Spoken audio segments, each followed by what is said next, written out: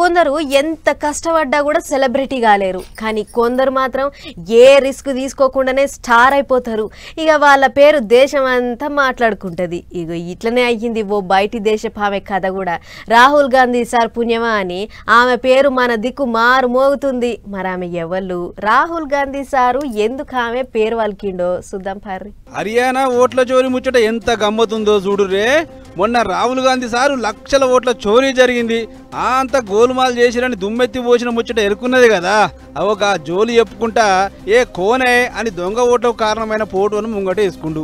అసలు ఈమె ఎవరు, ఆమెకు అన్ని ఓట్లు ఎట్లిచ్చిర్రు, ఎవరిచ్చిర్రు అని ఆమె పేరుతున్న ఓట్లను చూపించుకుంటా గింత దిగజారుతారా అని పొట్టు సాపించిండు. అటు పబ్లిక్ ఎవలీమే అని ఇంటర్నెట్ గుట్ల ఎంకులాడితే బ్రెజిల్ మోడల్ లారిసా నేరని ఎరికైంది.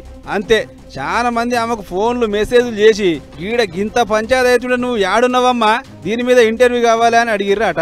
అంతే, ఆమె నిప్పుల పడ్డ ఉప్పోలే చిటపడలాడింది. చల్ గిదేం పిచ్చి, గా ఓట్లకు నాకు ఎటువంటి సంబంధం లేదు, నేను బ్రెజిల్ మనిషిని, అది ఎప్పటిదో నా పాత ఫోటో, ఏ సోషల్ మీడియాలకించి తీసుకోరో నాకు తెలియదు, నా పేరు మీద ఫేక్ ఓట్లు పుట్టించరు, గన్ని ఫేక్ ఓట్లు పుట్టిస్తే ఈసీ ఏం చేస్తుందని అర్థమైంది. అంతేకాదు దయచేసి నాకు గా ఓట్ల చోరికి ఏ లింకు లేదు, నన్ను పంచాయతీలో గుంజకూరని కుండబద్దలు కొట్టింది. మరి ఒక్కటే పేరు మీద 22 ఓట్లు ఏ సిపాయి పుట్టించుండో ఏమో గాని హర్యానాలో పువ్వు పార్టీ 25 లక్షల ఓట్ల చోరీ చేసి అధికారంలోకి వచ్చిందని చాలా గర్వమైతుడు రాహుల్ గాంధీ సారు. మరి ఈ ఓట్ల చోరీ పంచాయతీ ఎట్లా రోజుకొస్తుందో ఏమో చూడాలి.